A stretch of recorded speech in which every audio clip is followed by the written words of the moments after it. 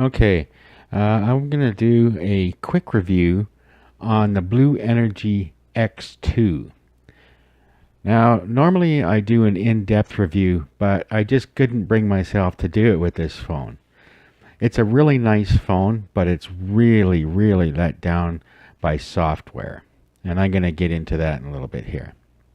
But let's have a look at the good things first, and then I'm going to go into a little bit of a rant.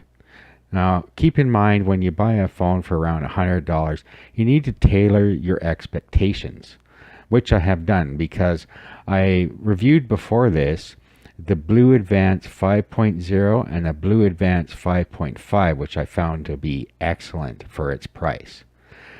Those were both actually less expensive than this phone, but they were both quite a bit better in the software department. Now, that's really because the other phones use Android 6.0 and this one uses Android 5.1. And now I knew that going in, and I expect BLU may actually update this one. However, they did such a poor job of it. I mean, it's just full of bloat. It's just huge, and there's actually no room left on the phone. On the other phones, we didn't have that problem to that extent, by any, not even close. Okay, but let's have a look at this and look at the good things about it, and then I'm going to go and tell you what I didn't like about it. And I can't, in good conscience, take you through an in-depth review because I just don't like this phone, and I'm actually going to send it back, which is something I never do.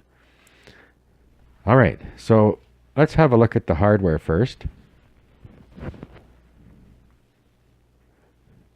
Okay, it's got a 5-inch HD display. There's no buttons on the phone, and it's got a really nice display. It's just beautiful. Now it is 720p, so it's low end of HD, 720 HD.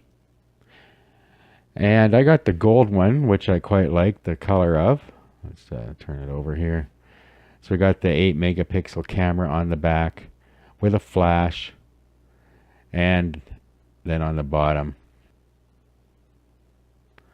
your volume and power buttons are both on the side here, and there's nothing on the other side. Okay, and then in the box, the box is nice too. Now let's keep in mind that this is a inexpensive phone.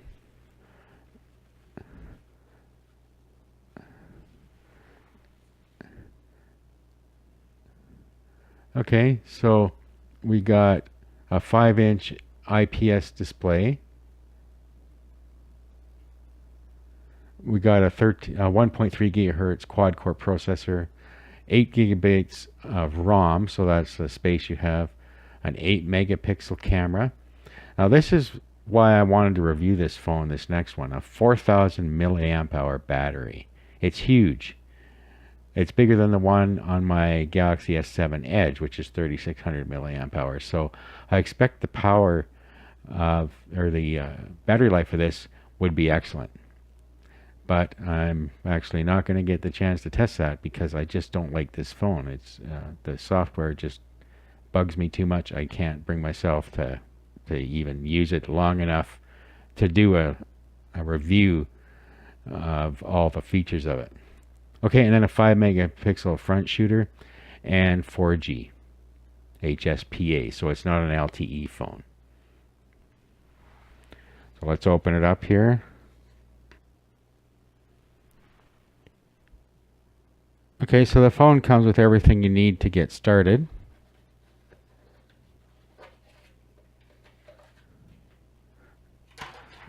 Okay, so I already put the battery in, of course, because I needed to play around with it for a while before I did my review. So the battery was in here. So the battery was in that. Now we look in the box. We have a power adapter, a USB cord, and then the battery, of course, was in there. And then, when we look underneath all this, we have the instructions here. And then We have a clear case. We have an instruction book. We have a screen protector underneath here as well. Right there. Okay, so as far as what you get, it's good value.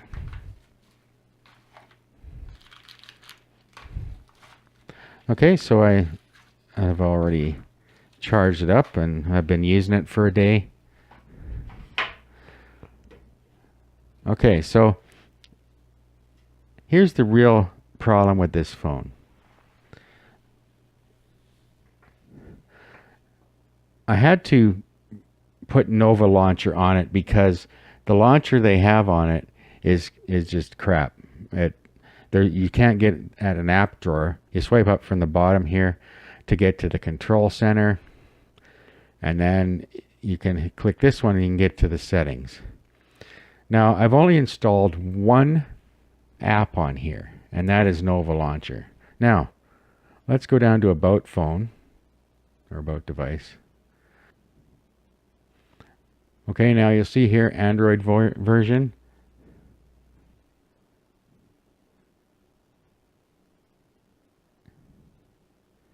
Is 5.1, and the security patch level is July 5th, 2016. So that's getting old in the tooth. But I expect that BLU is probably going to update this one to Marshmallow because they have been updating their other phones to Marshmallow that are of this age. Okay, so we're going to go have a look at the storage. They did just too much tweaking with the software on this. With their Android 6 versions of the phones that I tested, which were the BLU Advanced 5.0 and 5.5 HD, they left it quite stock. It was really close to stock. This is nothing like that. Okay, so you see here advanced settings. I got to go in there to find storage. Okay, so let's look at storage now. Look at what my free storage is. 1.76 gigabytes. That's all I have out of the box with one app on it. That's just no good at all. That's just crap. Okay, I had almost 4 gigabytes, I believe, on the BLU Advanced series, 5 and 5.5. Which isn't great either, but it's a whole hell of a lot more than this. Okay, so right away, that turns me off. Now, like I said, I put Nova Launcher on here so I could actually use this phone because the stock launcher was just garbage. But, okay, so this is Nova Launcher. Now, what I'm going to do is I'm going to put it on the stock launcher for a sec so you can see what it looks like.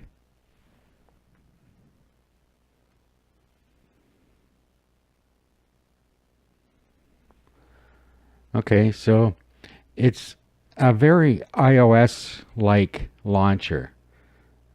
In other words, you can't do anything but move these around the screen.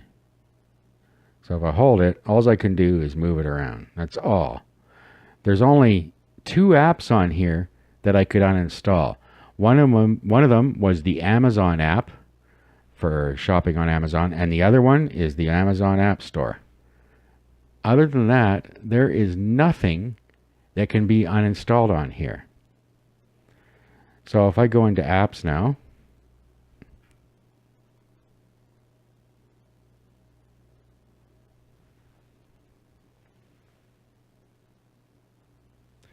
okay, so again I had to go into advanced to get here, and then we'll tap on apps.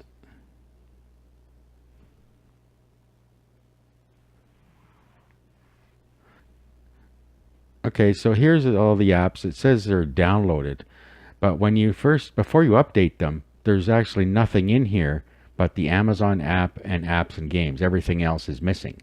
Now, after I did the update, I lost about 700 megabytes of space. And, oh, I should say also I installed Flappy Golf now that I see it there, so I could test the gaming ability of it. And it does quite well with that.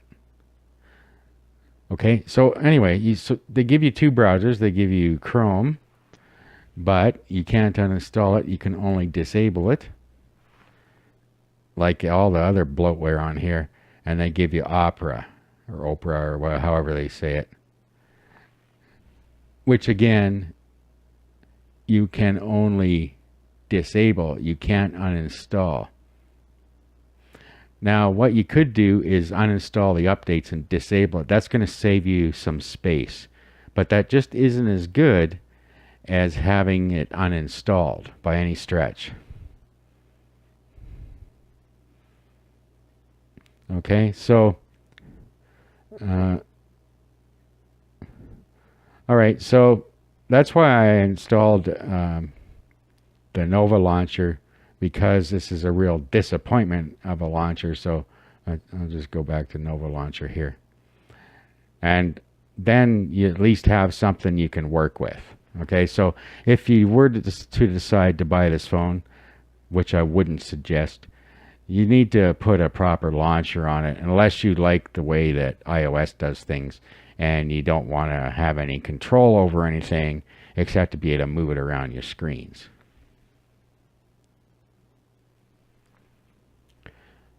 Okay, I tested out the camera.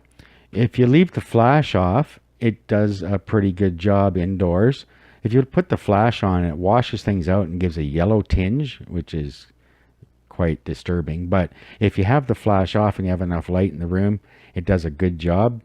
Outdoor shots are good. I'm not even going to show you this because I deleted them all because I just really don't like this phone. So I'm not going to go into any more about it. I don't want to waste your time because I just don't recommend this phone. But anyway, that's my rant. And if you're looking for a much better budget phone, go look at the BLU Advance 5.5. That is my favorite one for right around $100. Or the BLU Advance 5.0, which is around $90.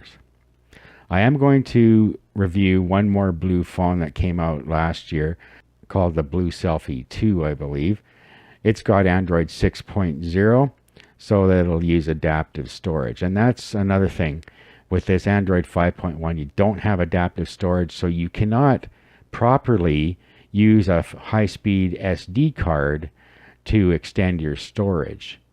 And that is why I just can't recommend it. There's not enough storage area for most people to install just a few apps and still keep up with the performance of the phone. You're just going to have poor performance.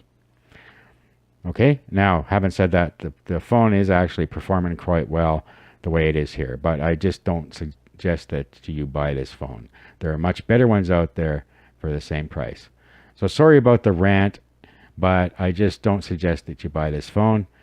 Okay, so look for my next review of a budget phone, and it's going to be the BLU Studio Selfie 2.